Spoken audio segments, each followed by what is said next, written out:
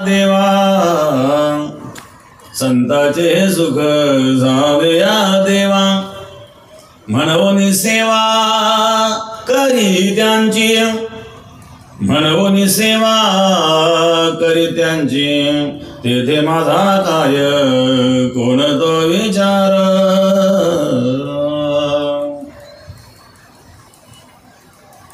संताचे सुख झाले या देवा, हे सुख कुठून आलं? भगवत चिंतनात। भूतानां देवचरितं दुःखाय च सुखाय च सुखाय वै साधूनां तादृश्यामचितात्मनां। श्रीमद भागवताच्या 11 स्कंदातला श्लोक आहे, 5व्या अध्यायाचा 2रा श्लोक आहे। भूतानां देवचरितं दुःखाय च सुखाय च। भगवंताने जी सृष्टी निर्माण केली ही सुख दुःख मिश्रित आहेत। एकाला सुख आहे, एकाला दुःख आहे। एकाला मुलगा झाला पेढे वाटतोय, एकाची आई मिळून रडतोय, याचं त्याला दुःख नाही, त्याचं सुख नाही। शहरामध्ये एकाच बिल्डिंग मध्ये अनेक लोक राहतात, खूप मोठे मोठे अपार्टमेंट असतात, मोठ्या मोठ्या हाऊसिंग सोसायटी असतात। एका बिल्डिंग मध्ये 50-50, 100-100, 200-200 परिवार राहतात। एकमेकाचा परिचय नसतो, शहरात कोणाचं कोणाला घेणं नाही।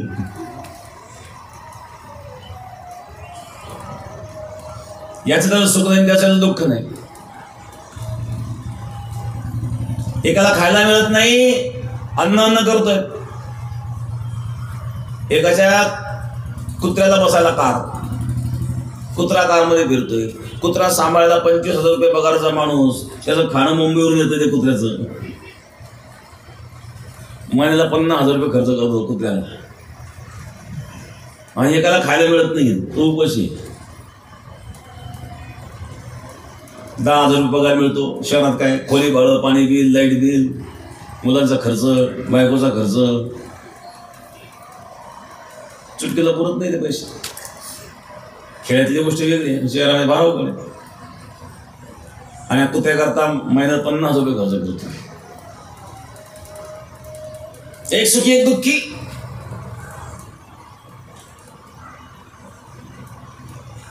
एकाच वस्तूपासून एकाला सुख तर एकाला दुःख आहे।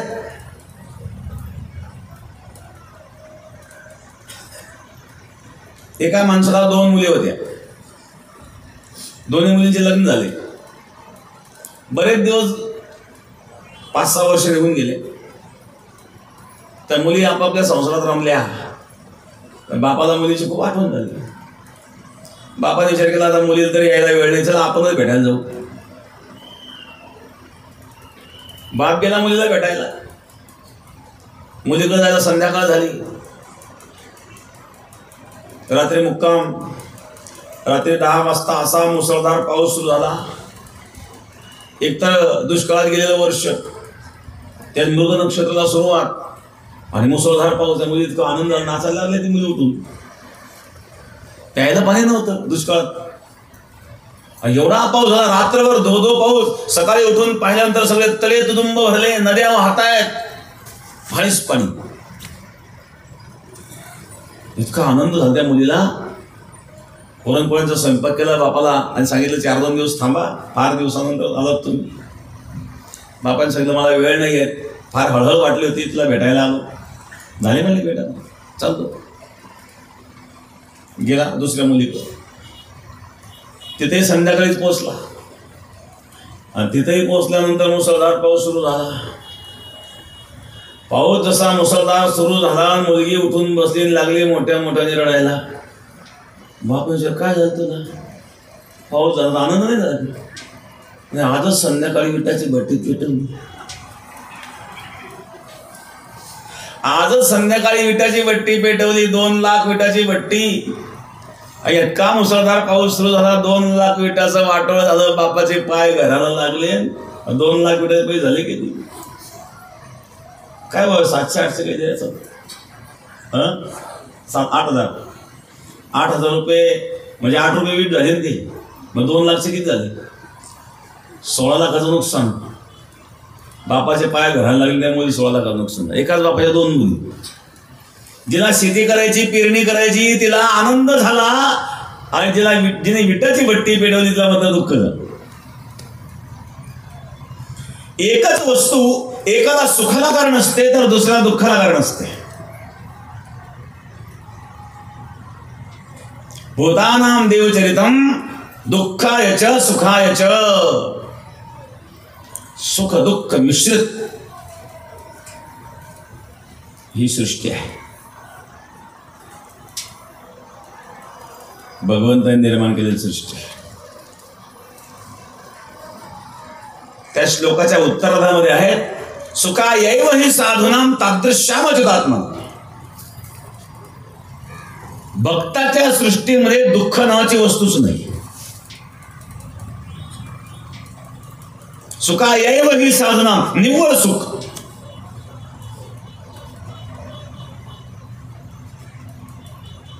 सर्व सुखले आलो सर्व अलंकार, आनंद निर्भर डोलत असतो. दुःखाची जवळ यायची हिंमतच नाही. एखादा योद्धा चिलखत घालून जेव्हा रणभूमीवर जातो, त्याच्या छातीवर गोळी बसली तरी त्याच्या शरीरापर्यंत पोहोचू शकत नाही, कारण वरून चिलखतचं आवरण आहे. त्याप्रमाणे भक्ती प्रेमाचं चिलखत ज्यांनी घातलेलं आहे, दुःख त्याच्यापर्यंत पोहोचू शकत नाही. दुःखामध्ये दुःख देण्याचं सामर्थ्यच राहत नाही.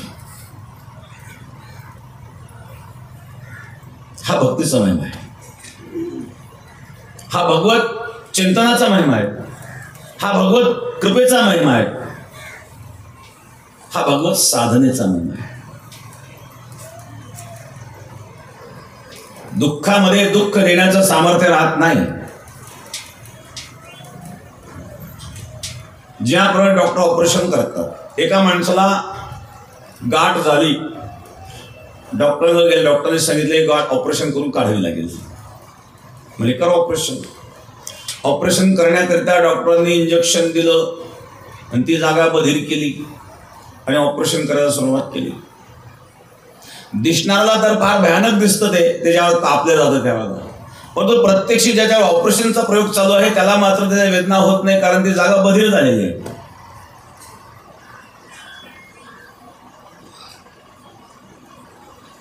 पूर्वीच्या काळामध्ये बधीर करण्याकरता क्लोरोफॉर्म सुंगवले जात होते. आता अनेक इंजेक्शन निघलेत. क्लोरोफॉर्म सुंगल्यानंतर त्याच्या शरीरामध्ये बधिरत्व येत होतं, मग ऑपरेशन केलं जातं. तसा राम नाम रूपी भगव नाम रूपी क्लोरोफॉर्म ज्याने सुंगलेला आहे. जगाला दिसताना तो संसारामध्ये दुःखी असताना दिसतो, परंतु संसाराचं दुःख त्याला दुःख देऊ शकत नाही.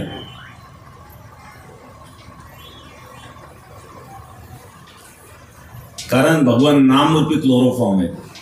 त्याच्यात तो इतका तल्लीन झालेला, इतका एकाग्र झालेला आहे की दुःखाकडे त्याची नजरच गेली नाही. एकदा एक महात्मा होते, सिद्ध महात्मा होते, जे डोळ्याचं ऑपरेशन करायचं. वय झालेलं होतं, मोतीबिंदू झालेला होता.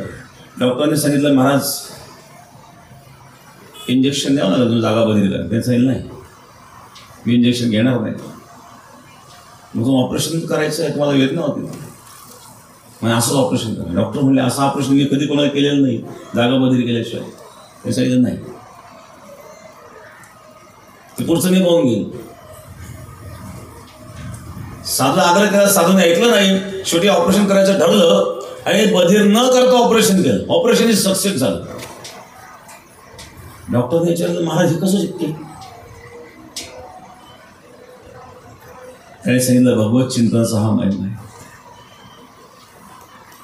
शास्त्र आहे. एखाद्या पदार्थाचं ज्ञान कसं होतं?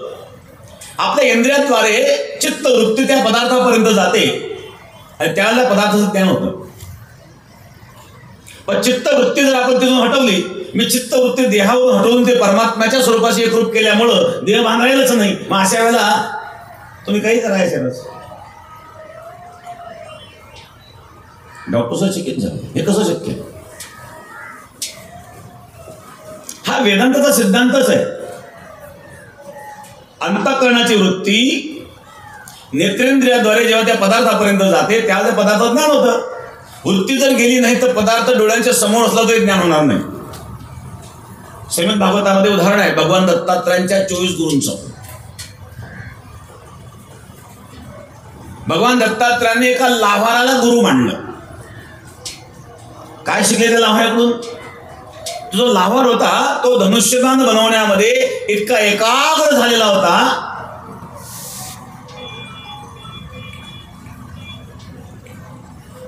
त्याला भानच नाही. समोरून वाजत गाजत राजाची मिरवणूक गेली होतं एकदम एकाग्र. थोड्या वेळानंतर एक मनुष्य आला, त्याला विचारू लागला, अरे बाबा इथून मिरवणूक गेली तू पाहिली नाही का? नाही म्हणले, मी नाही पाहिली. अरे इथून समोरून गेली ना आणि वाजत गाजत गेली, तुला ऐकायला पण आला नाही का आवाज? म्हणलं वाजत गाजत मिरवणूक गेली, तुला पाहिलं तर दिसले नाही म्हणतो, आवाज आला नाही म्हणतो. आश्चर्य आहे का? तो धनुष्यबाण बनवण्यामध्ये इतका एकाग्र झालेला होता, चित्तवृत्ती त्याची त्या धनुष्यबाण बनवण्याशी एकरूप झालेली होती. आणि धनुष्यबाण बनवण्याशी एकरूप चित्तवृत्ती झाल्यामुळं समोरून वाजत गाजत मिरवणूक गेली तरी त्याला आवाजही आला नाही आणि दिसलं देखील नाही, डोळे असून सुद्धा दिसलं नाही, कारण चित्तवृत्ती आणि धनुष्यबाणात एकाग्र केलेली आहे. त्याप्रमाणे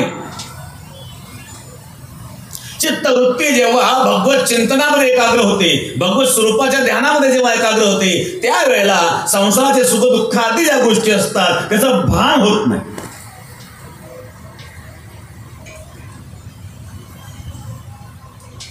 हा सिद्धांत आहे. या सिद्धांतानुसार त्या महात्म्याने सांगितलं, ऑपरेशन करताना बधीर जागा न करता ऑपरेशन करा. आणि ऑपरेशन सक्सेस झाल्यानंतर त्या साधूने डॉक्टरांना समजून सांगितलं यातलं रहस्य.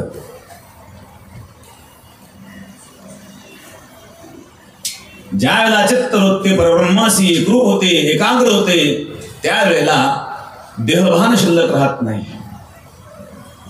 तरी आत्मसुखाची या गोळ्या विटे जो का सकल विषया जयाचे ठाई इंद्रिया मानो नाही. आत्मसुखाच्या गोळीमध्ये रंगलेले जे महात्मा आहेत, ह्या गोळीमध्ये असणारा जो आनंद आहे, तो आनंद या आनंदामुळे दुःख लोपलं, दुःखाचं भानच नाही.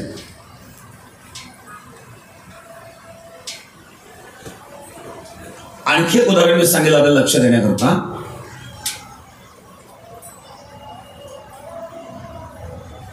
एक मनुष्य एका शेतातनं चालला होता. पूर्वीचा काळ फार साधनं नसायचे, 10-5 किलोमीटर पायी जावं लागत होतं. सायकल मिळणं मुश्किल होतं त्या काळामध्ये. मोजके साधनं असायचे. बसनी प्रवास करायचा असेल तर एखाद्या मोठ्या गावात बस यायची, तिथून आपल्या गावी पायी जावं लागत होतं. असाच एक मनुष्य पायवाटेने चालला, कारण मधून काही पायवाट असायचे, शॉर्टकट मार्ग. तो एका शेतातून चालला. त्या शेतामध्ये ज्वारी पेरलेली होती.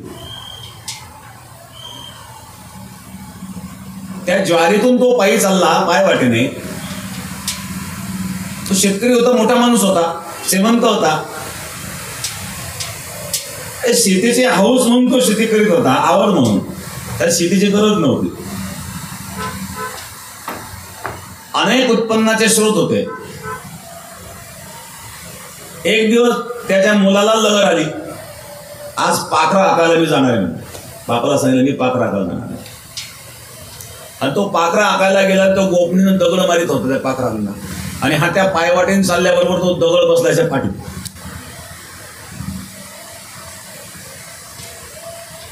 रस्त्याने चाललेला आहे, पाठीत दगड बसला. खूप वेदना झाल्या, त्याला राग आला, कोणी दगड मारला ह्याचा बेत पाहतो म्हणले.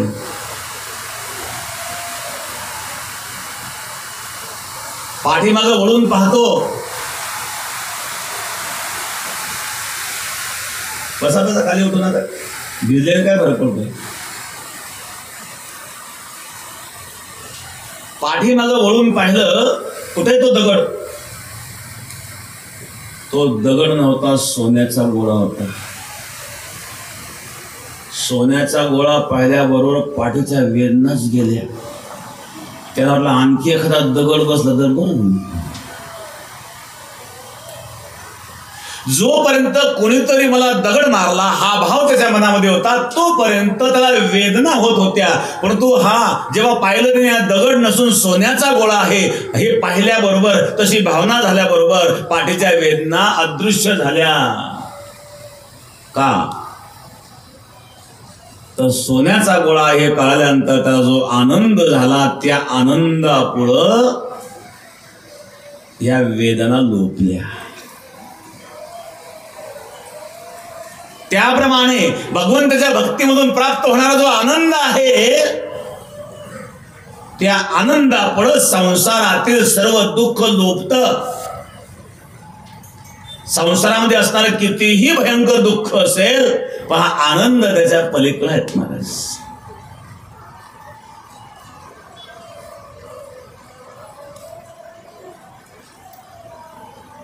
जया श्रुती नेती नेती म्हणते गोविंद, आजी आनंद रे की परमानंद रे. जया श्रुती नेती नेती म्हणते एकू गोविंद रे. श्रुतीला सुद्धा मौन धारण करावं होतं, असा हा परम आनंद आहे. परम म्हणजे सर्वोच्च, याच्यापेक्षा उच्च काहीच नाही, तर परम म्हणतात. परम आनंद.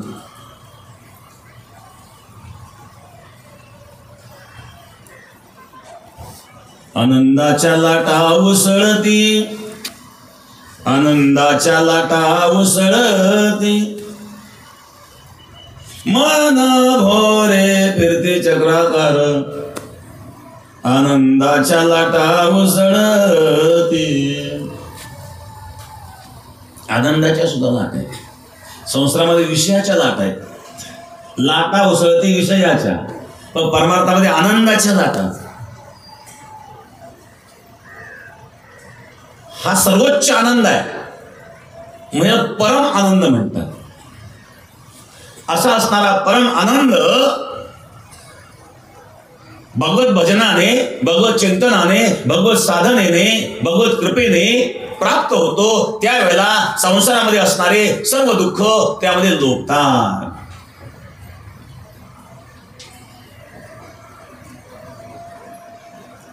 परंतु या सर्वोच्च स्थितीपर्यंत पोहोचण्याकरिता आधी जिज्ञासा पाहिजे. जिज्ञासा जर नसेल तर, जिज्ञासा नसेल तरी जाण्याची इच्छाच निर्माण होणार नाही. आणि म्हणून जे जिज्ञासू साधक असतात, शिवतंत्रामध्ये या साधकाचे 4 प्रकार सांगितलेले आहेत. मृदू साधक, मध्यम साधक, अधिमात्र साधक आणि अधिमात्र तम साधक. हे 4 प्रकारचे साधक आहेत. कालच्या प्रवचनामध्ये इथपर्यंत आपण आलो होतो. या 4 प्रकारांपैकी आपण कोणत्या प्रकारामध्ये बसतो हे आपण स्वतःला शोधून पहा.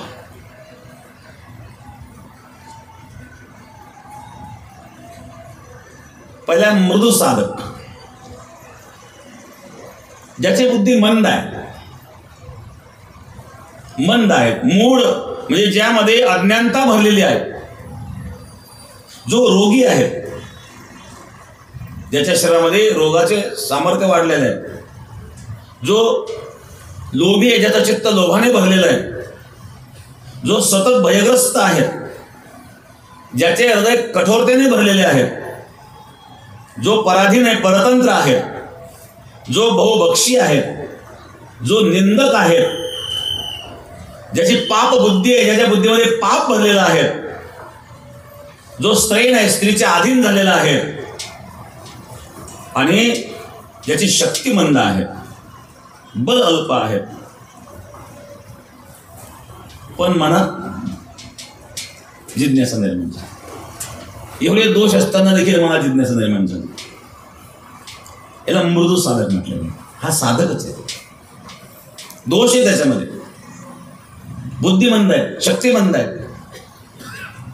कलियुगामध्ये माणसाची बुद्धिमंद आहे. लोक स्वतः बुद्धिमान समजतात. मंद सुमंद मतयो मंद भाग्य उपद्रिता. श्रीमद भागवतात वर्णन आहे. कलियुग माणसाची बुद्धिमंद आहे. मंद सुमंद मतयो, मंद भाग्यही मंद झालं, रोगी झाले लोक. भाग्यमंद आहेत.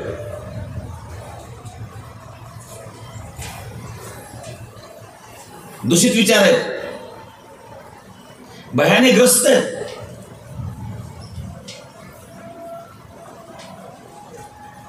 पाहतोय आपण जगामध्ये काय घडतंय. एक दृश्य डोळ्यासमोर आज बांगलादेशामध्ये जी घटना बातम्यांमध्ये आपण पाहतो किती भयानक आहे.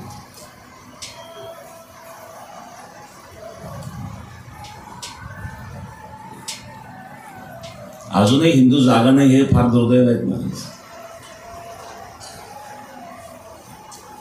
कुंभकर्णापेक्षा जास्त झोप झाली. कुंभकर्ण 6 महिन्यानंतर उठायचं.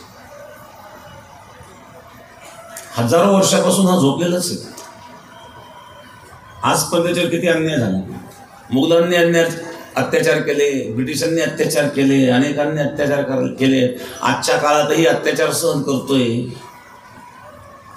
तरी अजूनही जागा व्हायला तयार नाही. आणि जी परिस्थिती आज बांगलादेशामध्ये निर्माण होत आहे, आणि आज हा समाज जर जागा झाला नाही तर भविष्यामध्ये आपली सुद्धा स्थिती होऊ शकते.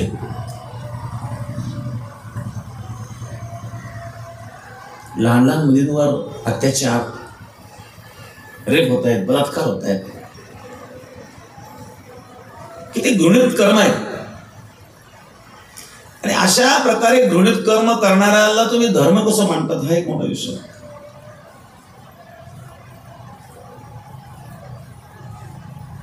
एवढा सहिष्णू असणारा हा भागवत धर्म, हिंदू धर्म,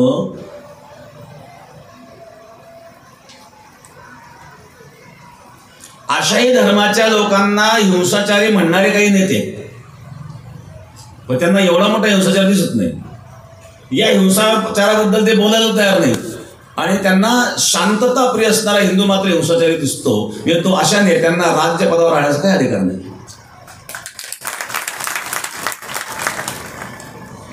परंतु त्यांना निवडून देणे आपणच आहोत.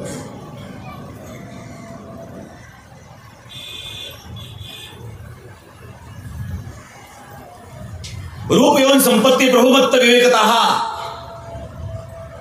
या 4 गोष्टी सांगितल्या. अविवेकी माणसाच्या हातात जर या 4 गोष्टी केल्या तर अविवेकी मनुष्य त्याचा दुरुपयोग करतो. रूप आहे, विवेक नाही, दुरुपयोग होऊ शकतो. तारुण्य आहे, विवेक नाही, दुरुपयोग होऊ शकतो. सत्ता आहे, विवेक नाही, दुरुपयोग होऊ शकतो. संपत्ती आहे, विवेक नाही, दुरुपयोग होऊ शकतो. अविवेकी मनुष्य धनाचा दुरुपयोग करतो, अविवेकी मनुष्य सत्तेचा दुरुपयोग करतो, अविवेकी मनुष्य बलाचा दुरुपयोग करतो, अविवेकी मनुष्य तारुण्याचा दुरुपयोग करतो, अविवेकी व्यक्ती आपल्या सौंदर्याचा दुरुपयोग करतो.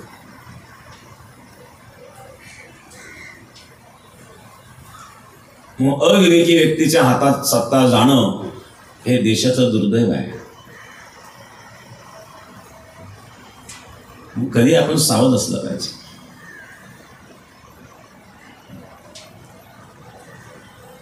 म्हणून खूप निंदनीय अशा प्रकारची घटना बांगलादेशामध्ये जी घडलेली आहे, आपल्यापर्यंत जे बातम्या येतात त्या खूप कमी आहेत. त्याच्यापेक्षा भयानक परिस्थिती त्या ठिकाणी आहे. आज कोट्यवधी हिंदू सीमेवर येऊन उभे आहेत आणि भारताने स्वीकारावं म्हणून आज ते रडतायत, इच्छा व्यक्त करतायत. कारण बाहेर कुठंच नाहीये जागा त्यांना आसरा.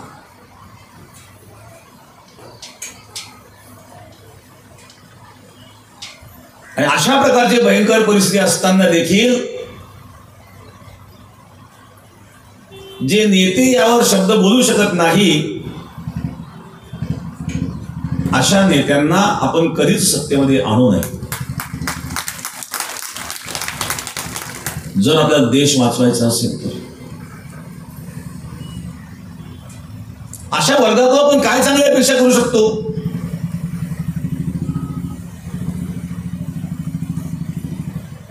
इस्लाम धर्मामध्ये ज्या व्यक्तीला आदर्श मानलेलं आहे, मोहम्मद पैगंबर, या मोहम्मद पैगंबराचं जीवनचरित्र जर तुम्ही पाहिलं, या मोहम्मद पैगंबराने वयाच्या 50व्या वर्षी एका 6 वर्षाच्या मुलीशी लग्न केलेलं आहे. आयशा म्हणून गेली. एक मनुष्य 50 वर्षाचा मनुष्य 6 वर्षाच्या मुलीशी लग्न करतो, यापेक्षा कोणता अत्याचार होऊ शकतो? ज्यांचे आदर्श असे आहेत ते काय वागतील?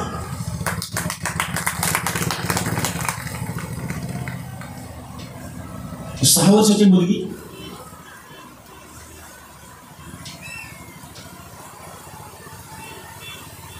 आणि या मुस्लिम धर्मामध्ये स्त्रियांवर जे अत्याचार घडतात त्याला कारण आहे, अत्याचाराचं हेच कारण आहे की त्यांचे आदर्शच अत्याचारी होते. कदाचित कोणी माझ्या मताची सहमत नसण्याचं काही कारण नाही, वस्तुस्थिती आहे. त्यामध्ये जे विचारवंत मुस्लिम आहेत, आजच्या काळामध्ये आज भारतामध्ये माहितीकरता मी सांगेल की 1 करोड मुस्लिमांच्या पेक्षा जास्त आकडा आहे की त्यांनी इस्लाम सोडलेला आहे. एक्स मुस्लिम स्वतःला म्हणून घेतात. एक्स मुस्लिम म्हणून एक वेगवेगळ्या प्रकारचे चॅनल्स होते त्यांनी सुरू केलेले आहेत. आणि जे मोठे मोठे 10-20 वर्ष मौलाना म्हणून जे राहिले आहेत, पण त्यांनी जेव्हा इस्लामचा कुराणाचा अतिशय सूक्ष्म अभ्यास केला आणि सूक्ष्म अभ्यास केल्याच्या नंतर त्यांच्या लक्षात आलं की अन्याय अत्याचाराशिवाय यामध्ये काहीच नाही, त्यांनी धर्म सोडून दिलेला. 5 वर्षापूर्वी एक नॅशनल चॅनलची एक बातमी होती पाकिस्तानची. एक मौलाना नॅशनल चॅनलवर रडत होता की त्यावेळेला त्यांनी पाकिस्तानमध्ये एक घडलेली घटना त्यांनी सांगितली की आज तक 5 लाख लोगों ने इस्लाम छोड़ दिया है. तो रडायला लागला, मैं क्या देख रहा हूं, मैं जिंदा क्यों हूं ये देखने के लिए. 4-5 वर्षापूर्वीची गोष्ट आहे. पाकिस्तानमध्ये सुद्धा हा आकडा कोटीच्या पुढे गेलेला आहे. करोडो लोकांनी इस्लाम सोडला आहे पाकिस्तानमध्ये. का सोडला? त्याच्यामुळे अत्याचार दुसरं नाहीच आहे. एखाद्या गावामध्ये तुम्ही बघा, 10,000 लोकसंख्येचं गाव असेल, त्या ठिकाणी 100 मुसलमान असले तर सुरक्षित आहे. पण 10,000 मुसलमानांमध्ये 100 हिंदू सुरक्षित आहेत का? आणि एवढं घडूनही जर हिंदू जागृत होत नसेल तर याच्यासारखं दुर्दैव काय असू शकतं बरं? किती तुम्ही झोपवणार? जीवनामध्ये आपण मजबूत असो. कोण काय करते त्याचा कर्म त्याच्याकडं. आपण कोणाला अत्याचार करण्याकरिता संधी देऊ नये. आचार्य चाणक्य होते, धनानंद जो होता, धनानंद नावाचा एक राजा होता. आणि ज्या वेळेला सिकंदर भारतावर आक्रमण करण्याकरता आला, सिंधू नदी ओलांडून तो येणार होता, त्यावेळेला आचार्य चाणक्य धनानंदकडे गेले आणि धनानंदला सांगितलं, आपलं राज्य विस्तृत आहे, मोठं आहे, आपल्याकडे लाखो सैन्य आहेत. आपल्या देशामध्ये छोटे छोटे राज्य जे बनलेले आहेत, अनेक राजे महाराजे आहेत आणि ते एकमेकाशी द्वेष मत्सरामुळं आणि एकमेकाला आतच जे पोखरण झालेले आहे, आपण सर्वांना एकत्रित करावं. एकत्रित केल्याशिवाय परकीयांशी झुंज देण्याची शक्ती आपल्यात निर्माण होणार नाही. तर धनानंदने आचार्य चाणक्यांना अपमानित केलं.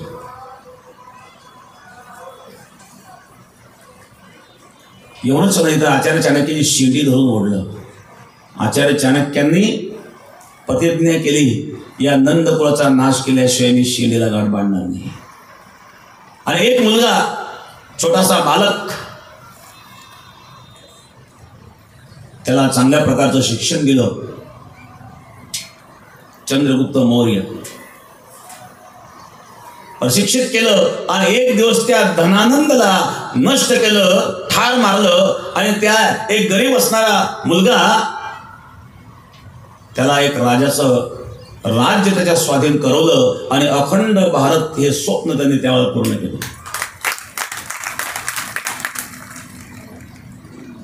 आचार्य चाणक्य, एक छोटासा बालक, त्याला राजा बनवलं, सक्षम बनवलं. जगामध्ये भारतासारखा पवित्र देश नाही आहे. जगामध्ये हिंदू धर्मासारखा सहिष्णू धर्म नाही आहे.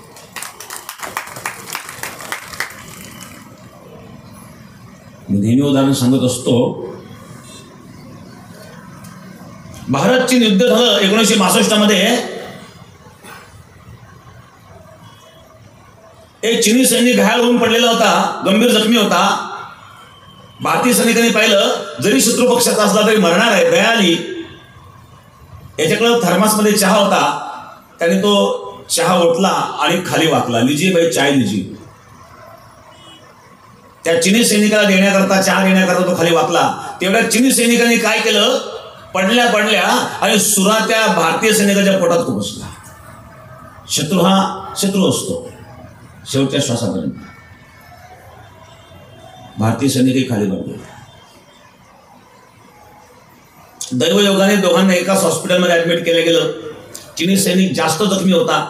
भारतीय सैनिक 2 दिवसानंतर ठीक झाला आणि पुन्हा तो चिनी सैनिकाला भेटण्याकरता गेला. चहा घेऊन गेला.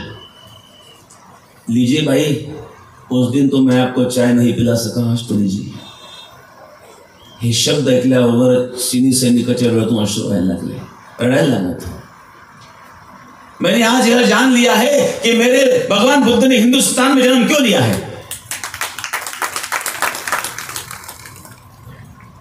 ही सहिष्णुता फक्त हिंदू धर्मातच आहे. त्या हिंदूंवर एवढे अत्याचार हे असताना सुद्धा आज राजनीतीची एवढी सुद्धा इच्छाशक्ती नाही त्याकरता काही करण्याची. ही किती मोठं दुर्दैव आहे.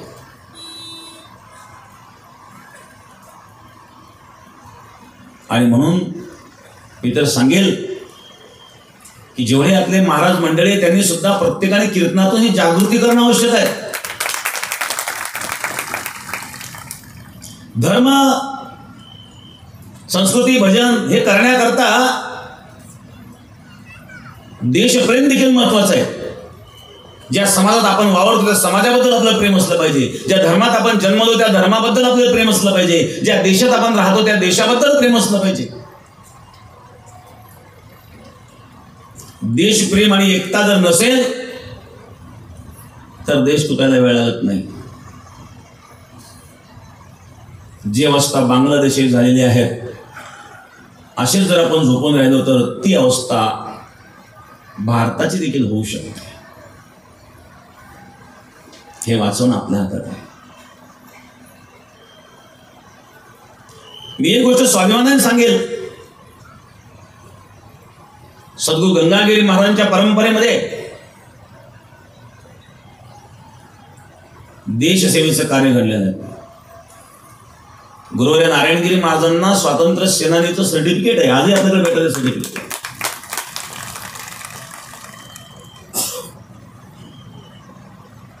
हैदराबाद मुक्ती संग्राम नावाचा एक ग्रंथ लिहिलेला आहे विजेंद्र काबरा यांनी.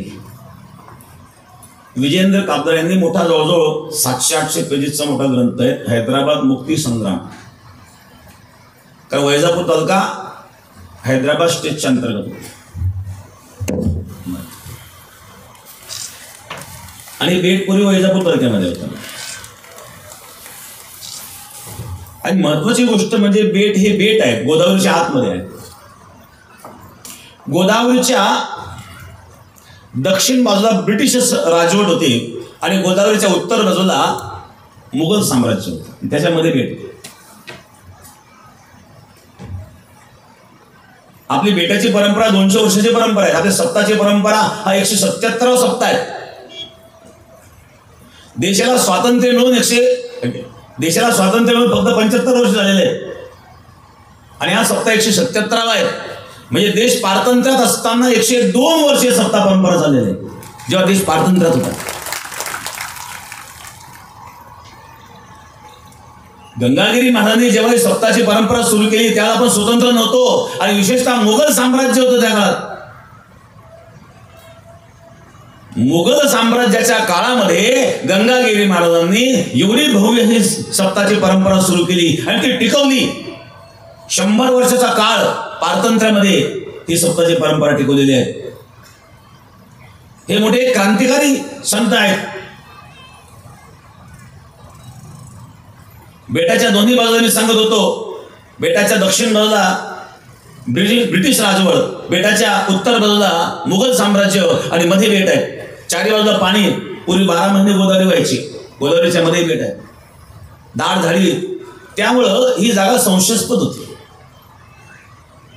ब्रिटिशांना असं वाटायचं की इथं मुघलांचे लोक राहतात, मुघलांना वाटायचं ब्रिटिशांचे लोक राहतात आणि इथं गोळीबार व्हायचा. ब्रिटिशांचाही गोळीबार व्हायचा, मुघलांचाही गोळीबार व्हायचा. हे प्रसंग बेटात घडत होते. आणि गुरुवरे महाराजांच्या सोबतचा एक जोडीदार, त्याचा मृत्यू झालेला आहे. गोवर्धनराजे स्मारक आहे, बेटामध्ये घडलेली घटना आहे.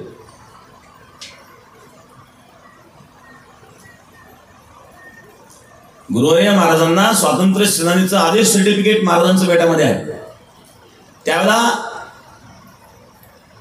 विलासराव देशमुख मुख्यमंत्री असताना त्यांनी महाराजांना आग्रह केला होता की अनेक स्वातंत्र्य सेनेला आणि सरकार पगार देते, तुम्ही सुद्धा घ्या. महाराज सांगितलं आम्ही पगाराकरता नाही. गुरुवरे नारायणगिरी महाराजांनी पगार स्वीकारला नाही, पण सर्टिफिकेट स्वीकारलं. ठीक आहे, तुम्ही सन्मान म्हणून देत आहात. तर त्यावेळेला विलासराव देशमुख मुख्यमंत्री असताना त्यांनी गुरुवरे नारायणगिरी महाराजांना स्वातंत्र्य सेनानीचं सर्टिफिकेट प्रदान केलेलं आहे आणि ते सर्टिफिकेट आज आपल्याकडे उपलब्ध आहे.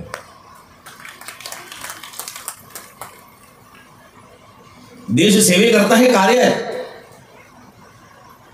याच्या पुढे मी आपल्याला सांगेल, गुरुवरे नारायणगिरी महाराजांची दीक्षा ज्यांच्या हातून झालेली होती, स्वामी निलगिरी महाराज.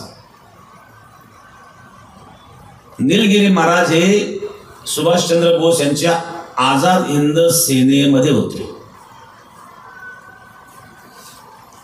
आणि त्यांना जांघेला मांडीला गोळी पण लागलेली होती. गोळीचं चिन्ह होतं, ब्रिटिशांची गोळी लागलेली होती. निलगिरी महाराजांच्या मांडीला ब्रिटिशांनी मारलेली गोळी लागलेली होती, ते वाचले होते त्यातून.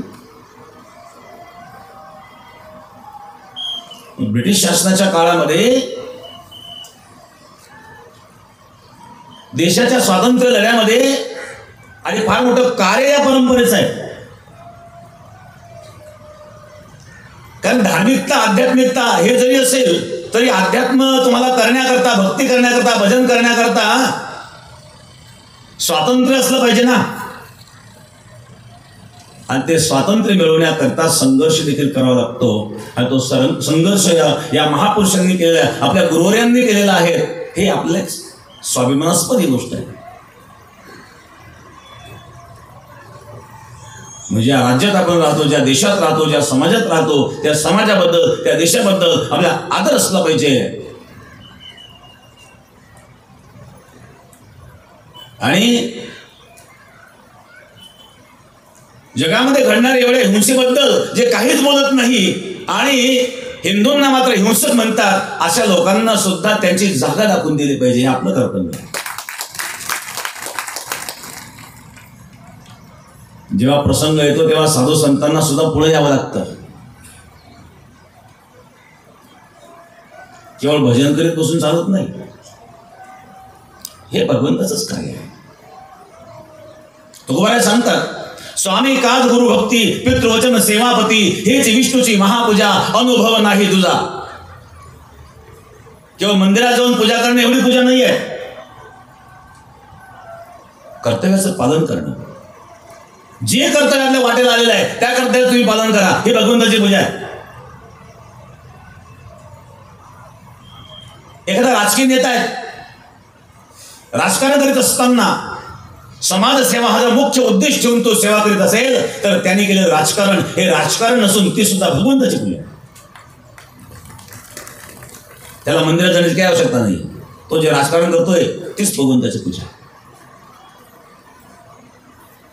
एखादा शिक्षक आहे, शिक्षक म्हणून नोकरी करतोय, पण विद्यार्थ्यांचं जीवन घडवतोय, ज्ञानदानाचं कार्य करतोय. त्यांनी केलेलं ज्ञानदानाचं कार्य, त्यांनी घडवलेले विद्यार्थ्यांचं जीवन, हे जे कार्य तो करतोय हे सुद्धा भगवंताची पूजा तो करतोय. त्याला वेगळी पूजा करण्याची गरज नाही. तो मंदिरात गेलाच पाहिजे, काय आवश्यकता नाही. हे मी म्हणत नाही, हे तुकोबाराय सांगतात. स्वामी काज गुरु भक्ती पितृवचन सेवापती, हेच विष्णूची महापूजा, अनुभव नाही तुझा. हीच भगवंताची पूजा आहे. ह्याची सकारात्मक सांगतात हीच पूजा आहे. सेवकाचं कर्तव्य स्वामीचं काम इमानदारीने करणं, शिष्याचं कर्तव्य गुरुभक्ती करणं, पुत्राचं कर्तव्य पितृवचनाचं पालन करणं, पत्नीचं कर्तव्य पतीची सेवा करणं. याचा अर्थ हे त्रोटक उदाहरणं दिली.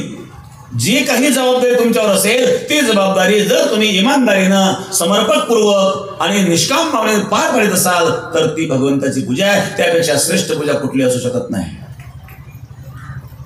मंदिरात जाऊन पूजा करणं हा पूजेचा एक भाग आहे, हे परिपूर्ण पूजा नाही. कोणी कोणत्याही रूपाने पूजा करू शकतो. एखादा शिक्षक विद्यार्थ्यांना शिकवतो त्या रूपाने पूजा करेल.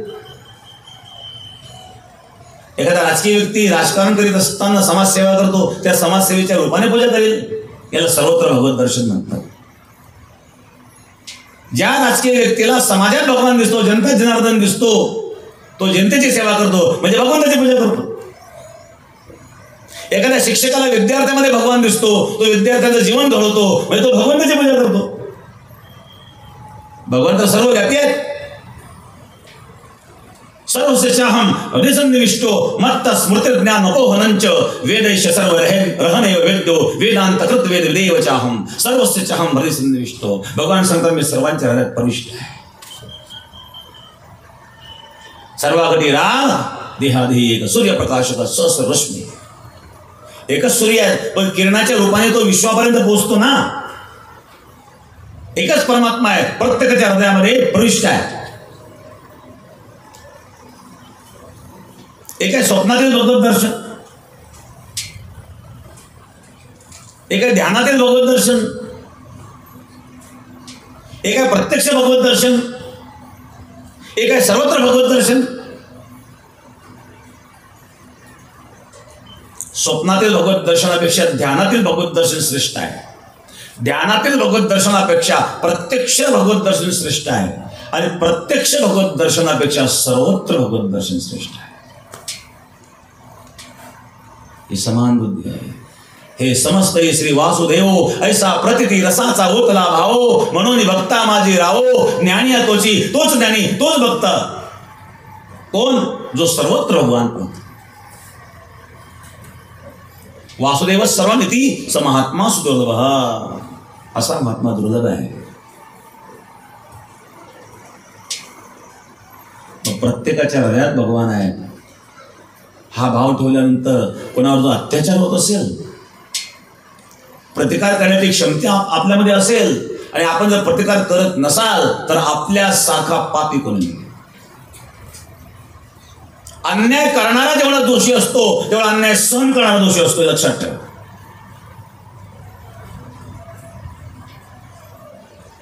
महाभारतातलं उदाहरण सांगेल मी लक्ष देण्याकरता.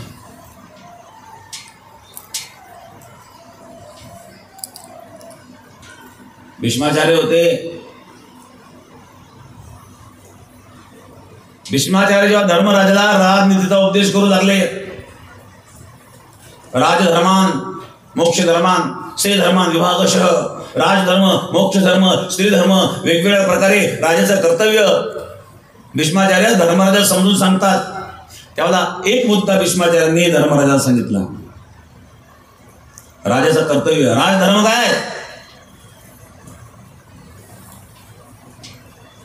राजधर्म हा आहे की राजाने अन्याय सहन करू नये. अन्यायाला प्रतिकार करण्याची क्षमता असताना जर तुम्ही अन्याय सहन करीत असाल तर त्यांच्यासारखा पापी तो नाहीस, कोणी नाही आहेस. अन्याय करणाऱ्यापेक्षा अन्याय सहन करणारा पापी आहे.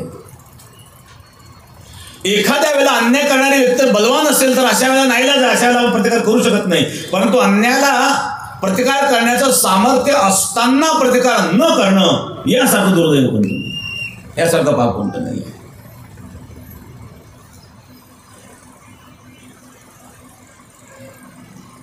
भीष्माचार्य धर्मराजाला राजनीती समजून सांगते.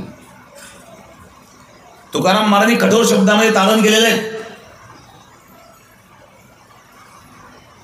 कठोर शब्द तुकोबऱ्याचे एवढे आहे की ते शब्द आपण इथं बोलू शकत नाही.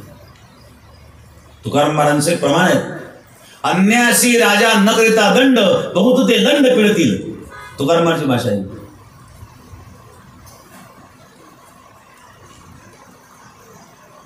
राजाचं कर्तव्य अन्यायाला दंड देणं. ज्या ठिकाणी राजा अन्यायाला दंड देऊ शकत नाही अशा ठिकाणी त्या राजाला राज्यपदावर राहण्याचा अधिकार नसतो. कारण अन्याय वाढतो. अन्याय वाढण्याचं कारण अन्याय करण्याला योग्य दंड मिळत नाहीये.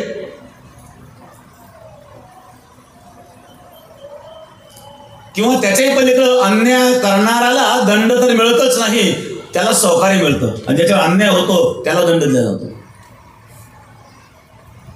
एकदा एक भाषण ऐकण्यात आलं होतं राष्ट्रपतींचं, तुम्ही ऐकलं असेल.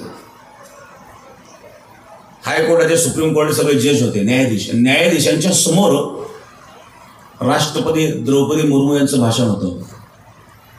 त्यांनी एक खंत व्यक्त केली होती राष्ट्रपतींनी की मी अनेक जेलमध्ये गेले आणि त्या ठिकाणी अशा गोष्टी मी पाहिल्या की जे जेलमध्ये आहेत आपण काय गुन्हा केला हे त्यांना माहित नाहीये, पण ते जेलमध्ये का अशा धारा त्यांच्यावर लावून दिलेल्या आहेत. कारण बऱ्याच वेळेला असा प्रकार घडतो की एखाद्या माणसावर इतका अन्याय होतो की कुठल्याही प्रकारचा गुन्हा नसताना सुद्धा समोरची व्यक्ती अशा प्रकारचे गुन्हे, मग त्यामध्ये पोलीस मॅनेज करतील काय असतील ती, ही वस्तुस्थिती आहे. पोलिसांनी अशा प्रकारचे गुन्हे त्याच्यावर लावलेले असतात, धारा लावलेल्या असतात, त्यालाही माहित नाही की आपण काय अन्याय केलेला आहे, तो जेलमध्ये. आणि देशाचे राष्ट्रपती न्यायाधीशांच्या समोर सांगतायत. राष्ट्रपतींचं भाषण तुम्ही ऐका, द्रौपदी मुर्मूंचं. न्यायाधीशांना उपदेश करीत होत्या, राष्ट्रपती संबोधन करीत होत्या. त्या कुठे गेला न्याय? हे राष्ट्रपतींना बोलावं लागतंय. खरंच न्यायदेवतेमध्ये न्याय राहिला का?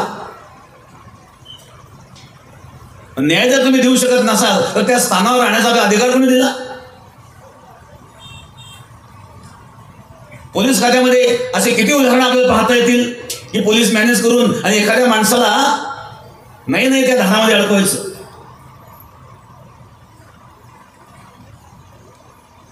हे प्रकार घडतात. उघड्या डोळ्याने आपण पाहतो, कोणी प्रतिकार करीत नाही हाच आपला दोष आहे.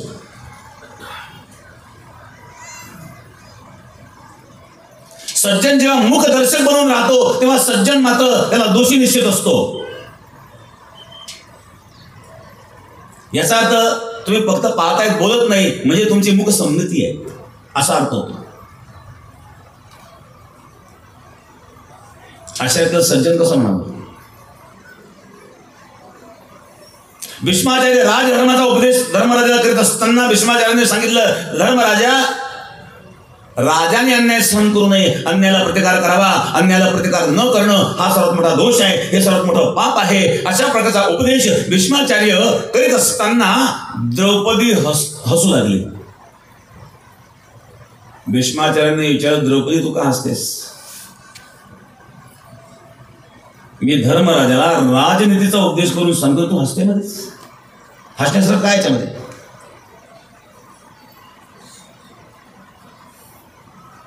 द्रौपदी म्हणले, आचार्य तुम्ही मला सांगताय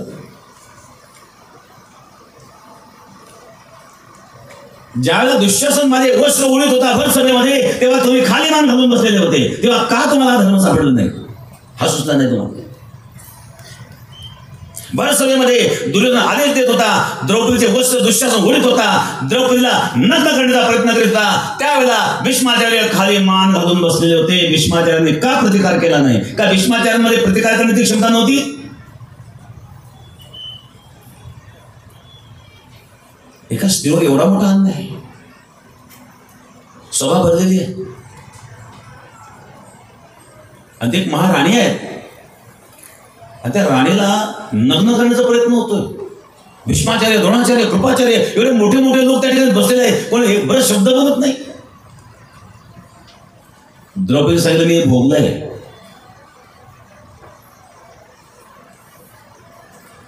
काय माझी अवस्था झाली असेल तेव्हा? जेव्हा द्रौपदी भगवंताचा दावा केला, आशा होती भीष्माचार्य, द्रोणाचार्य, कृपाचार्य एवढे मोठे मोठे लोक असताना माझ्या अन्याय होणार नाही. धृतराष्ट्राला विनंती केली तरी अन्याय होतोय, पांडवांना विनंती केली, पांडवांचे हात बांधलेले आहेत, हारलेले आहेत, सगळे खालीमान घालून बसलेले आहेत.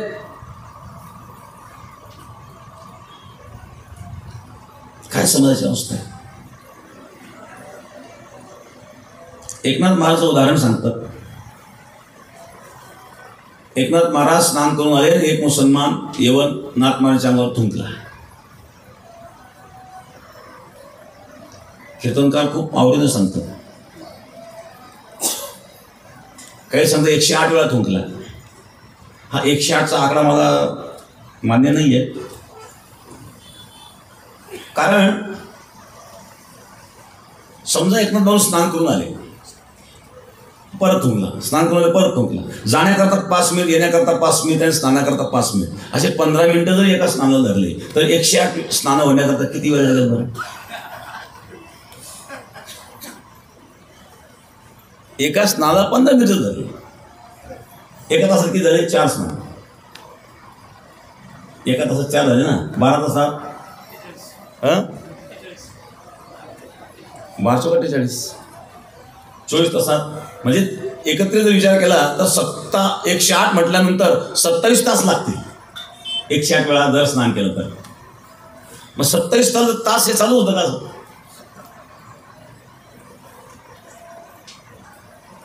महाराज यायचे तो थुंकायचा, ठीक आहे, तो थुंकला इथपर्यंत ठीक आहे. पहा 108चा आकडा मनाला जरा तोचतो की खरंच असं झालं असेल का 27 तास?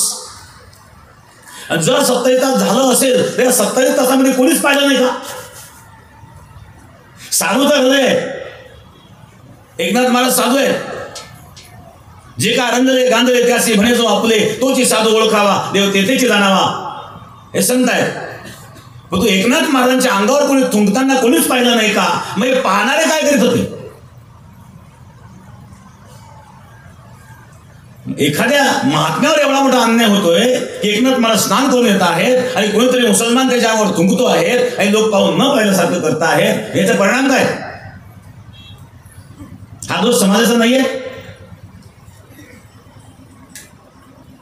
का? आपण पाहतो सण करतो, याला सज्जन म्हणावं?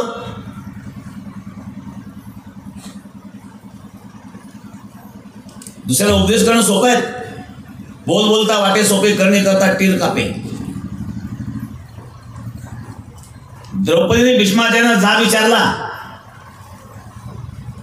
तुम्ही आज उपदेश करताय, आज सांगताय की आपल्या डोळ्यासमोर झालेला अन्याय आपण सहन करू नये. अन्याय सहन करण्याची क्षमता असताना जर तुम्ही अन्याय सहन करताय, हा दोष आहे. कदाचित ज्याच्यावर अन्याय घडला ते जर अबला व्यक्ती असेल, कमजोर असेल, तर ते नाही प्रतिकार करू शकत, तो भाग वेगळा आहे. पण तुमच्यामध्ये तर प्रतिकार करण्याचं सामर्थ्य होतं ना. तुम्ही जर आदेश केला असता तर दुर्योधनाची हिंमत होती का आदेश करायची? दुःशासनाची हिंमत होती का द्रौपदीच्या वस्त्राला हात लावायची? भीष्माचार्यासारखे पराक्रमी 21 वेळा पृथ्वी निक्षत्रिय करणाऱ्या परशुराम देला ज्यांनी परास्त केले ते भीष्माचार्य होते. हे दुर्योधनाची हिंमत होती. हे पाप तुम्ही का केलं? द्रौपदीचा प्रश्न आहे.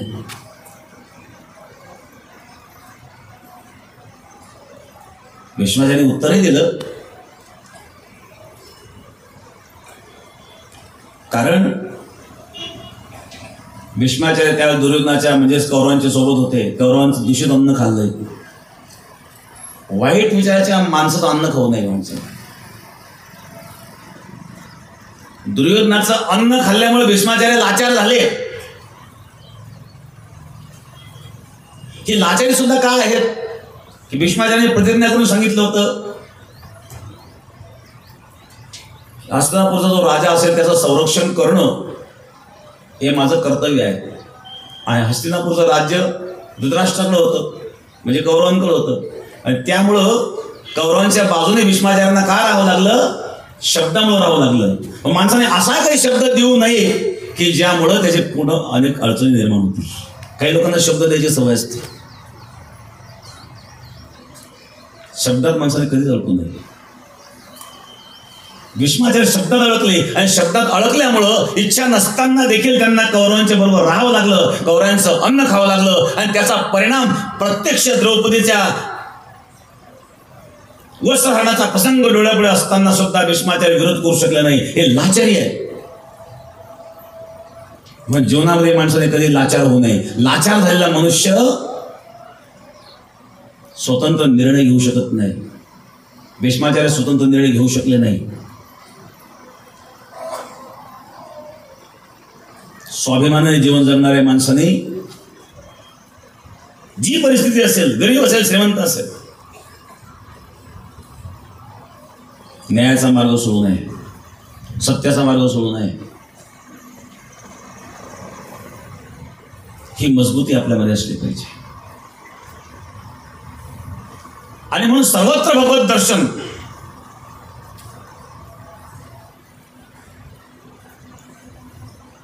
ज्याला झालं तो जे काही काम करेल, जी काही तो सेवा करीत असेल, ती भगवंताची पूजा आहे. शिक्षक गुरु म्हणून शिकवतोय. एकदा जवळजवळ 15-20 वर्षापूर्वीची गोष्ट आहे. 20 वर्षापूर्वीचे जास्त दिवस झाले असते. 20-25 वर्षापूर्वी गोष्ट.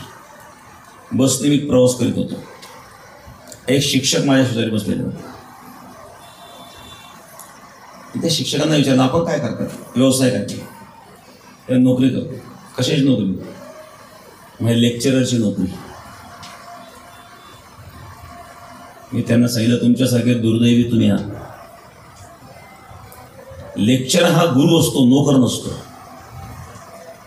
तुम्ही गुरु बनून जर शिकवलं तर तुमचं शिक्षण हे आदर्श असेल, तुमची नोकरी आदर्श असेल. पण त्याला तुम्ही नोकरी म्हणून पाहत असाल तर तुम्हाला फक्त दिवस पास करायचे, पगार घ्यायचे. किती सुट्या आहेत, काही सुट्याच मोजेत राहतात. आठवड्यात किती सुट्टे आहेत, महिन्यात किती सुट्टे आहेत, वर्षात किती सुट्टे आहेत. मग कुठं एन्जॉय करायला जायचं, पगार भरपूर आहेत. काही नाकलीपेक्षा जास्त पगार आहेत. काही बिचारे बुद्धिमान आहेत आणि चांगलं काम करतात, पण त्यांना पगार खूप कमी आहे. ही दरी निर्माण झाली आहेत. सरकारी नोकरी बघा, जे सरकारी पगार खाणारे शिक्षक आहेत त्यांना किती पगार आहेत, आणि जे प्रायव्हेट काम करतात त्यांना किती पगार आहेत. म्हणजे प्रायव्हेट करते खूप चांगलं काम करतात, कमी पगार आहेत त्यांना. ठीक आहे, पगार मिळावा, संसार त्याच्यावर चालवायचा. परंतु शिक्षक जेव्हा गुरु बनून शिकवतो त्यावेळेला विद्यार्थी घडावे, त्याचा गुरु शिष्याचा संबंध तयार होतो. तो जर नोकरी म्हणून काम करीत असेल तर फक्त दिवस पास करायचे आहेत, एवढाच अर्थ होतो. असे दिवस पास करणारे खूप लोक आहेत. शिक्षका नोकर नाही आहेत, शिक्षका गुरु आहे. गुकारस्तंधकारो रुकार्थ निरोधक, अज्ञानाच्या अंधकार जो प्रकाश टाकतो त्याला गुरु म्हणतात. ज्ञानदानाचं कार्य करतोय. ज्ञानदान हे सर्वश्रेष्ठ दान आहे. दान अनेक आहेत. भूदान आहेत, गोदान आहेत, सुवर्णदान आहेत, अन्नदान आहेत, रक्तदान आहेत, मतदान आहेत. काही ज्ञानदान. हे अन्नदान चालू आहे. गंगागिरी महाराजांनी अन्नदानावर विशेष जोर दिला.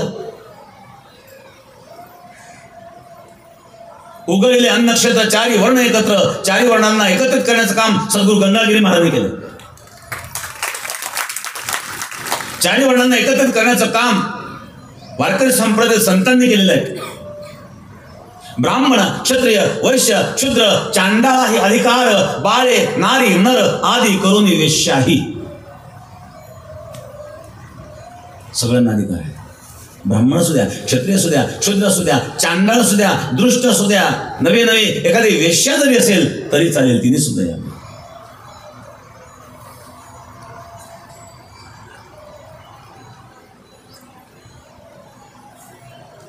तुळशीदास महाराजांच्या जीवनामध्ये प्रसंग आहेत. तुळशीदास महाराजांचं रामायण चालू होतं आणि एक वेश्या तिथे येऊन बसली. तिला रामायण खूप आवडलं. ती दररोज यायला लागली. पण एक दिवस मी इच्छा व्यक्त केली, मला एक गीत गायचं.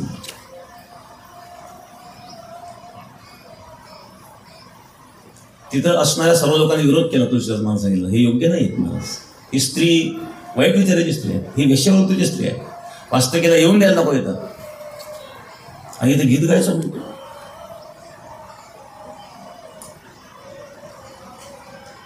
तुळशीदास महाराज, बेटा काय गायचं तुला? तुळशीदास महाराज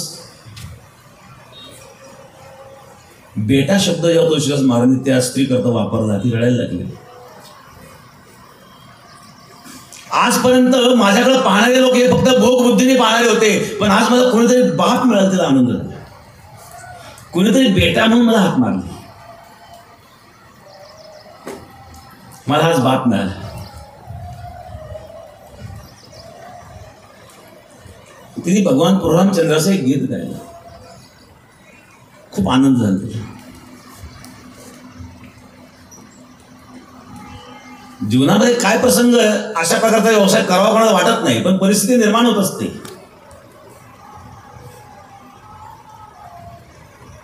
आणि अशा वेळेला तुळशीदास महाराजांचं पूर्ण रामायण तिने ऐकलं आणि तिला एक वैराग्य निर्माण झालं. तिने तो व्यवसाय बंद केला. तिच्यासोबत काम करणारे जे कलाकार होते, कारण ते गाणारी नाचणारी स्त्री होती, सोबतचे कलाकार म्हणले तू हा धंदा बंद केला तर आमचं काय. तिच्याकडे पैसा खूप होता, त्यांनी त्या सर्व कलाकारांना पैसा दिला, सांगितलं याच्यावर तुम्ही तुमचा संसार चालवा, मलाही करायचं नाही. अजूनही तिला खूप पैसा होता. ती चित्रकूटला गेली, तिथं तिने अन्नक्षेत्र चालू, एक वेश्या व्यवसाय सोडून द्या. आणि बरेच दिवस गेले. वासंती त्या स्त्रीचं नाव होतं, वासंती. वासंती नावाची वेश्या. तुळशीदास महाराजांनी पाहिलं ही वासंती बऱ्याच दिवसापासून येत नाहीये. तुळशीदास महाराज त्या वासंतीच्या शोधाला निघाले. तुळशीदास महाराजांचे रामायण ऐकणारे सुद्धा काही म्हणायला लागले महाराजाला वेळ लागला.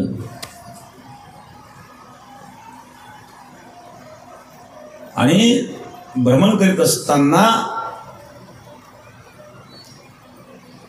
चित्रकूटला त्या वासंतीची तुळशीदास महाराजांची भेट झाली. तिला एवढा आनंद झाला आणि तिने तुळशीदास महाराजांना भोजनाचं निमंत्रण दिलं. महाराजांनी ते निमंत्रणच स्वीकारलं. आणि ज्यावेळेला तिने तुळशीदास महाराजांना जेवू घातलं, ते सांगितलं आता माझा मृत्यू झाला तरी चालेल, माझं जीवन कृतार्थ झालं. परमार्थामध्ये कोणी निंदनीय नाही आहेत.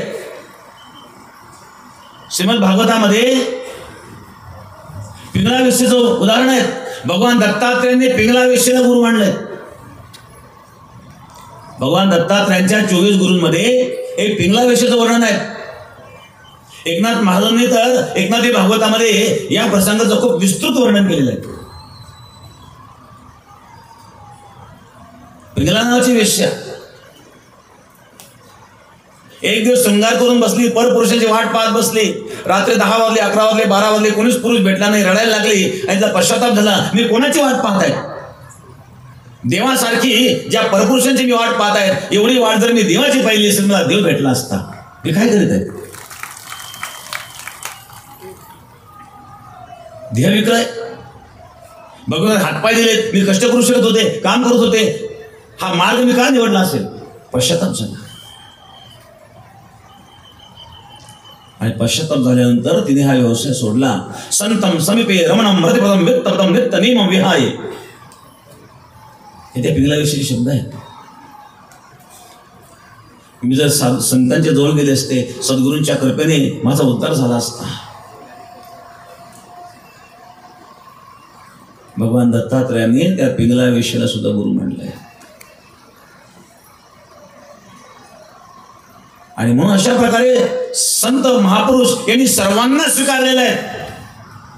यारे यारे लहान थोर याती भलते नारी नर याती भलते, कोणत्याही जातीचे या जाती भेद इथं नाही आहे. किती उदाहरणं सांगता येतील, किती प्रमाण सांगता येतील. न पाहे याती कुळाचा विचार भक्त करुणाकर ज्ञानाबाई, न पाहे याती कुळाचा विचार, याती कुळाचा विचार इथं नाही आहे. सर्वसामान्यांपर्यंत पोहोचणारा हा वारकरी संप्रदाय आहे. आणि या वारकरी संप्रदायामध्ये कार्य करीत असताना मोठा सिंहाचा वाटा योगीराज सद्गुरू गंगागिरी महाराजांचा.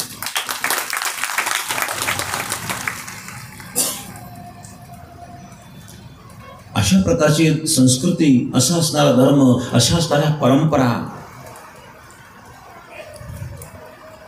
200 वर्षापासून ही परंपरा चाललेली आहे. अनेक आश्रम निर्माण झाले, मोठे मोठे मठ बांधले गेले, पण झाडाला माणसं नाही, अशी परिस्थिती आहे. समाज गोळा करण्याकरता अनेक ठिकाणी मोठे मोठे कार्यक्रम कोट्यवधी रुपये खर्च करतात, पण या ठिकाणी स्वइच्छेने आपण जे येतो, आपल्या अंतःकरणामध्ये गंगाधरी महाराजांबद्दल प्रेम आहे, आदर आहे, आणि एवढ्या दिवसापासून टिकून आहे.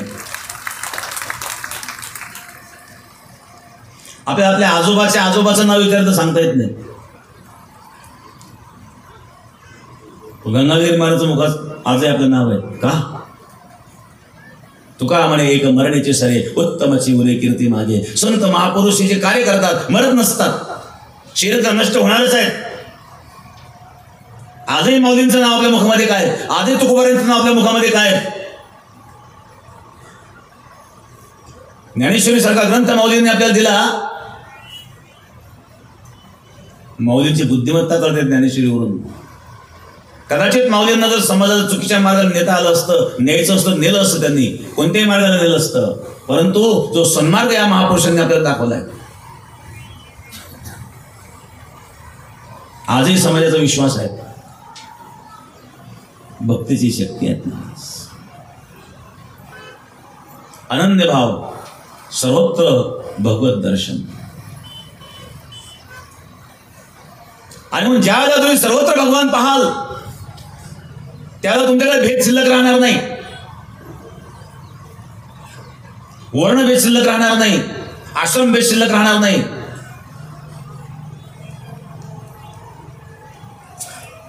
हस्तामलक नावाचे ऋषी होते.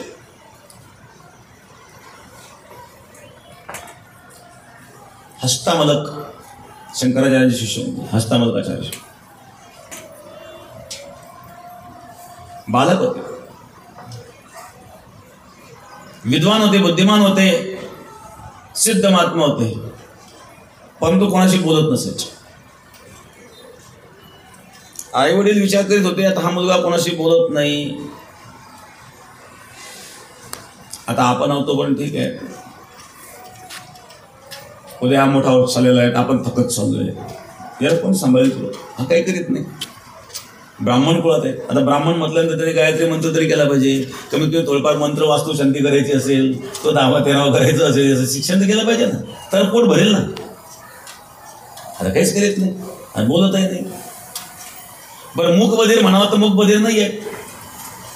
वैद्याला तपासून पाहिलं, मूक बधीर नाही आहे, मग बोलत का नाही? अशा प्रकारचा प्रश्न आईवडिलांना पडायचा.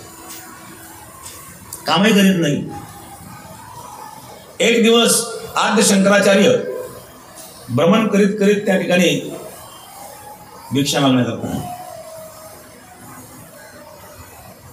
ओम भवते भिक्षां देहि,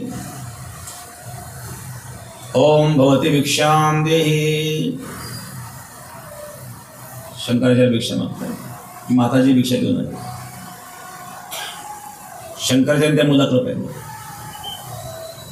मुलाच्या ललाटावर ब्रह्मतेज पाहिलं. माताजी,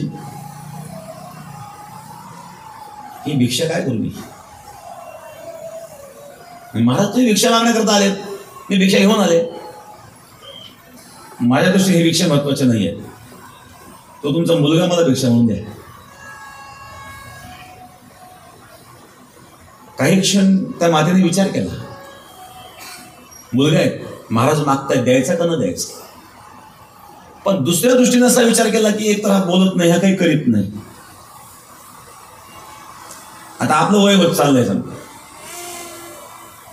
आपण या कुठपर्यंत सांभाळणार? कदाचित महाराज मागतायत, दिलं तर त्याचे कल्याण होईल आणि याच्या सांभाळण्याची जबाबदारी आपली कमी होईल. आणि म्हणून त्या मुलाच्या माता पित्यांनी सांगितलं काही हरकत नाही, हा मुलगा तुम्हाला हरकत. शंकराचार्यांना मुलगा अर्पण केला. शंकराचार्यांनी त्या मुलाला प्रश्न विचारला, आयुष्यात कधी बोललेलं नव्हतं.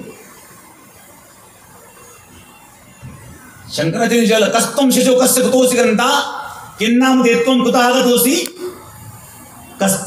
कस्तम शिशो कस्य कुतोसी गंता, तुझं नाव काय? किन्नाम देत्वम कुतः आगतोसी. कुठून आलास? तुझं नाव काय? कुठं जायचं तुला? कुठून आलास? तुझं नाव काय? तू कोण आहेस? असे काही प्रश्न शंकराचार्यांनी विचारले आणि त्या मुलांनी बोलायला सुरुवात केली.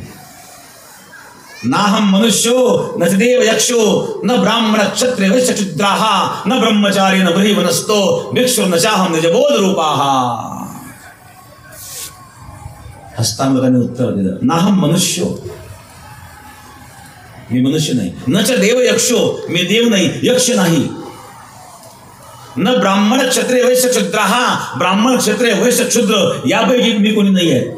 न ब्रह्मचारी न गृही वनस्तो, मी ब्रह्मचारी नाही, मी गृहस्थी नाही, मी वानप्रस्थी नाही. भिक्षु न च अहम, मी भिक्षुक नाही. मग कोण आहेस तू? निजबोध रूपा, मी निजबोध रूप. आई बापू चिकित झाले, आजपर्यंत कधी बोलला नाही, आम्हाला वाटलेलं काही येत नाही. मग हसताना आतापर्यंत का बोलले नाही? त्याचं कारण आहे, ज्ञानाला बघा, अज्ञानाला ज्ञानाचं कळत नाही, अज्ञानाला अज्ञानाचं पडत नाही, त्याच्या मौन धारण केलं बरं. तुका मला एक प्रमाण आहे, कानडी नाही केला मराठा भ्रटार, एकाचे उत्तर एका नाही. हा मराठा आणि ती कानडी, झालं लग्न दोघांचं. हिची भाषा याला कळण्याची पाहिजे, तिला कळणं, पण आता हे करतो. तिने खूप आग्रह केला, चला माझ्या माहेरी. बसले रेल्वे, तिकडे काढले. महाराष्ट्र संपला, कर्नाटक राज्य सुरू झालं. आता ते बोर्डावरची लिपी बदलली, याला काहीच कळणार, भाषा बदलली. यांनी पत्नी विचारले, कोणतं गाव आहे? ते नंतर तुम्ही काय म्हणता? हले गावचं नाव काय काय? पुढचं गाव झालं, कोणतं गाव आहे? म्हणजे हे नंतरी हे खुर्दबुद्रुक बसत नव्हतं. परत पुढचं गाव आलं, हे गाव कोणतं आहे? मग हे नंतरी त्याला माझी चेष्टा करा, एक दिली ठेवून त्याला सुन कुठली बसा. आता खरं नाव सांगितलं गावाचं. असं कधीतरी गेले हिच्या माहेरी, पाहुणचार झाला, पुरणपोळ्यांचा स्वयंपाक, जेवण झालं. ती आली पानाचा विळा घेऊन, इली मिली. ती पानाचा विळा घेऊन, ना पानाचा विळा घ्या, इली मिली.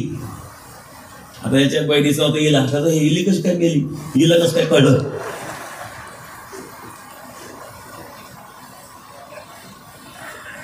मी इकडं आलो, इली कशी काय मिली, तर लागला मोठा रडायला.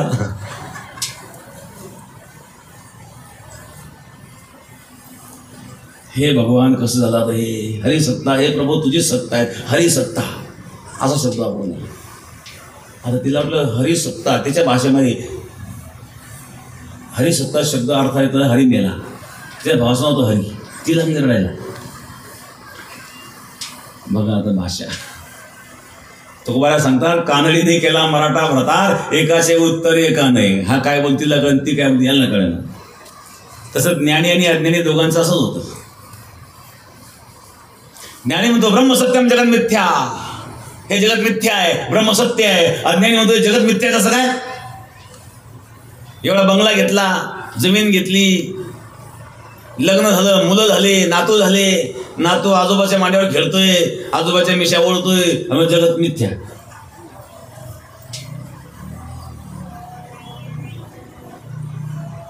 म्हणजे अज्ञानाला ज्ञानाचं कळत नाही, ज्ञानाला अज्ञानाचं पटत नाही, त्यापेक्षा मौन धारण केलेलं बरं. मौन हस्तामलकर ऋषींनी मौन धारण केलं.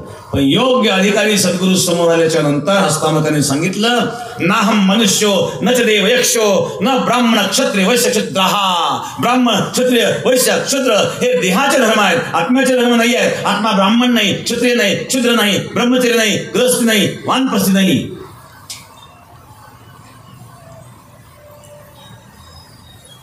तर निजबोध रूप सच्चिदानंद स्वरूप ते माझं स्वरूप आहे, ते मी आहे.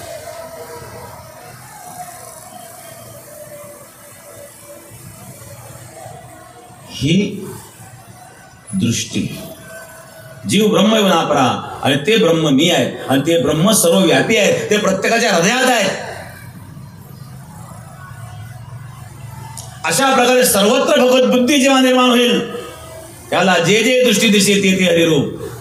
पूजा ध्यान जप त्याशी नाही, त्याला पूजा करायची गरज नाही, ध्यान करायची गरज नाही, जप करायची गरज नाही. मग कोणते काम तुम्ही करा. म्हणून मी सांगितलं, जे कार्य तुमच्या वाटेला आलं असेल हा भाव मनात ठेवा. मग राजकारणी मनुष्य राजकारण करू द्या, ती सुद्धा भगवंताची पूजा आहे. शिक्षक नोकरी करू द्या शिक्षकाची, ती सुद्धा भगवंताची पूजा आहे. पुत्र पितृवचनाचं पालन करतो, मातेप्रती सेवा करणं हीच भगवंताची पूजा आहे. पत्नी करता पतीची सेवा करणं हीच भगवंताची पूजा आहे. सेवका करता मालकाची नोकरी इमानदारीने करणं हीच भगवंताची पूजा आहे. शिष्या करता गुरुच्या आज्ञेचं पालन करणं हेच भगवंताची पूजा आहे. यातून ज्ञान प्राप्त होतं.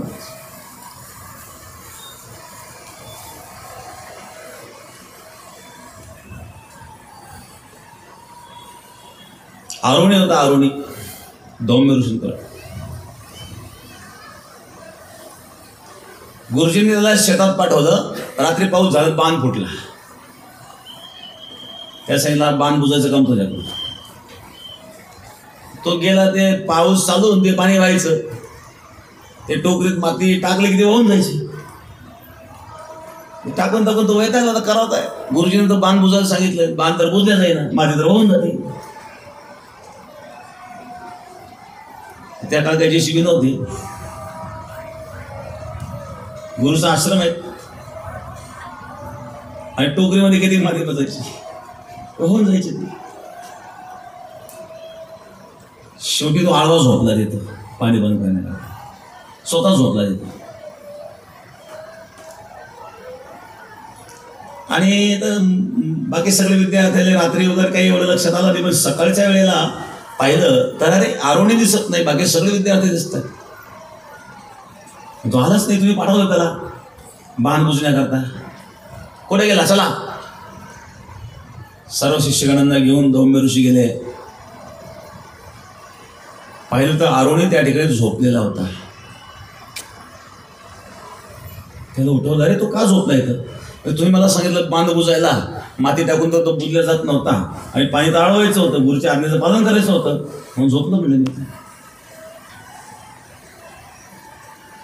गुरुंनी आशीर्वाद दिला, तुला आता कुठल्या ग्रंथाचा अभ्यास करायची गरज नाही. मस्तकावर हात ठेवल्याबरोबर सर्व ज्ञानाने संपन्न केलं.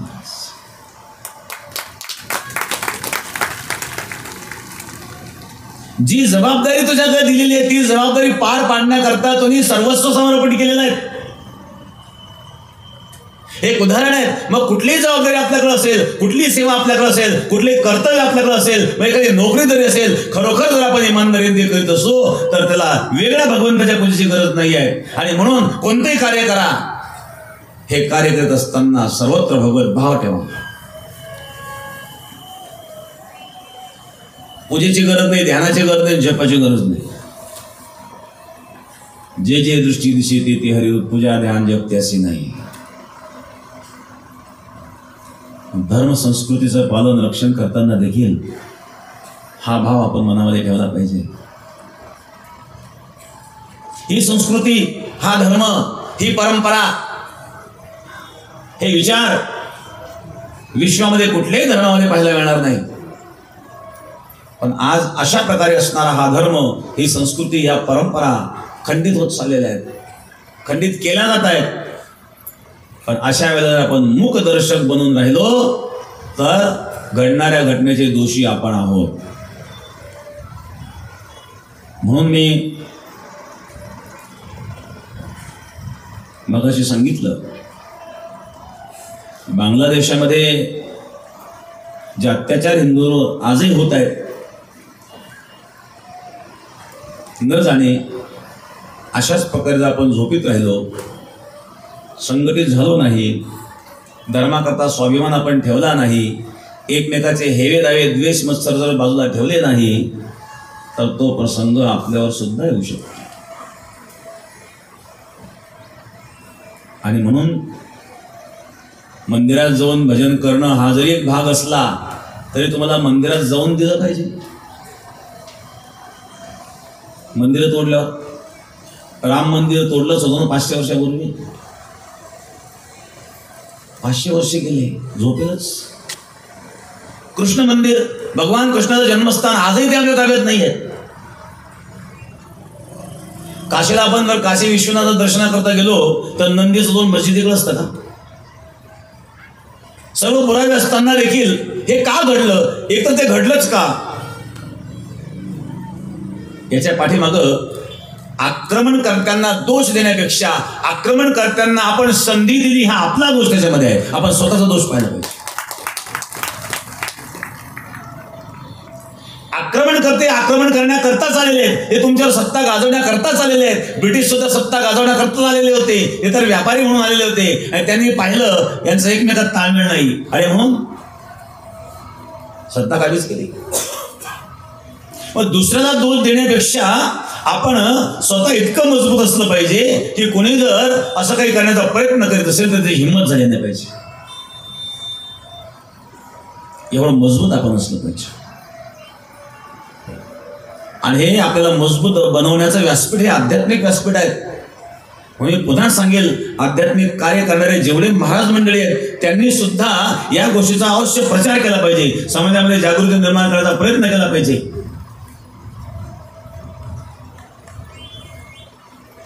नुसतं कीर्तन करून अभंग चिंतन मांडणं हे जेवढं महत्वाचं आहे तेवढं समाजामध्ये धर्माबद्दल जागृती महत्वाची आहे, तेवढं समाजामध्ये देशप्रेम महत्वाचं आहे, आणि ते आपण निर्माण केलं पाहिजे.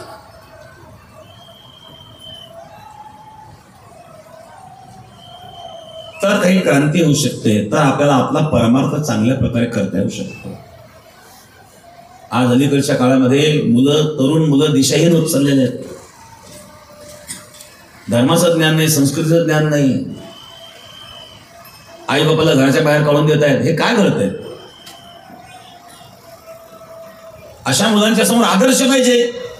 भगवान परशुरामचंद्रांनी पितृवचनाचं पालन करण्याकरता राज्याचा त्याग केला, आणि आजचे मुलं आई बापाला घरातून बाहेर काढून देतात. ही कोणती संस्कृती? संस्कृतीचं जर आपलं ज्ञान असेल तर असं कर्म आपण करणार नाही. आणि म्हणून तरुणांनी परमार्थ देणं फार महत्वाचं आहे. बिघडण्याचे मार्ग अनेक वाढलेले आहेत. योग्य मार्गाला जर लागायचं असेल तर हे अध्यात्म आहेत. आणि 200 वर्षापासून एक कार्य करणारी ही परंपरा आहे, योगीराज सद्गुरू गंगागिरी महाराजांची परंपरा आहे. आणि हे कार्य तुम्ही कराल, हाच तुमचा मुक्तीचा मार्ग प्रशस्त होणार आहे. आणि अशा प्रकारे अनन्य भावाने सर्वत्र भगवत दर्शन भावनेने जो माझी भक्ती करतो, भगवान सांगतात मी त्याला जीवनमुक्त करतो. या मृत्यूरूपी संसार सागरातून त्याला मी तारतो. तेषाम अहम समुद्धरता मृत्यू संसार सागरात भवामी नचिरात पार्थ मय्या वेशित चेतसाम. तेषाम अहम समुद्धरता मृत्यू संसार सागरात, या मृत्यूरूपी संसार सागरातून मी त्याला तारतो. कोणाला? जो अनन्य भावाने मला शरण आलेला आहे. अन्याश्रणाम त्यागोयते अनन्यता, अनन्य भाव. अशा प्रकारे एक भक्ती आहे. जो भक्त आहे भगवंताला समर्पित झालेला, असा भक्त आणि अशी वृत्ती निर्माण होणं हीच जीवनाची सार्थकता आहे. आणि हा अनुभव योगीराज सद्गुरू गंगागिरी महाराजांच्या सप्ताहातून आपल्याला घेऊन जायचा आहे. हे आमचे भजनी मंडळ रात्रंदिवस भजन करतायत, जे दिलं ते खातात, व्यवस्था असेल तिथं राहतात, 1 रुपयाची अपेक्षा नाही, स्वतःच्या खर्चाने येतात. हे खरं भजन आहे. अंतकाळामध्ये भगवत प्रेम आहे म्हणून ते राहू शकतात. दिवसा 3 तास, रात्री 3 तास, 6 तास भजन. प्रेम असल्याशिवाय का? अशा प्रकारे युगराज सद्गुरू गंगागिरी महाराजांच्या कृपेने सुंदर अशा प्रकारे सप्ताह पार पडत आहेत. उपस्थितीही चांगल्या प्रकारे आहेत. परिसरातील भक्तगण सर्व खूप कष्ट घेत आहेत, खूप सेवा करतायत.